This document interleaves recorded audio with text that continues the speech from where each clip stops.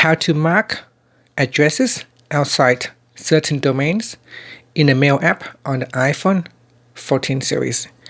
First, let's go back to the home screen by swiping up at the bottom of the screen.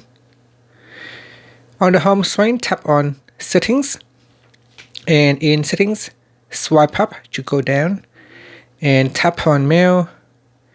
In here, go down to the Composing section and tap on Mark Addresses.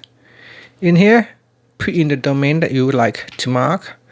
So for example, you can put in at itjungles.com, and now that we have marked the address, any email that is not within that domain will basically mark in red.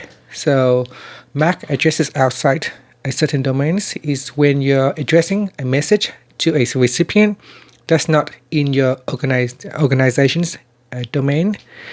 Mail can color the recipient's name red to alert you. And that's it.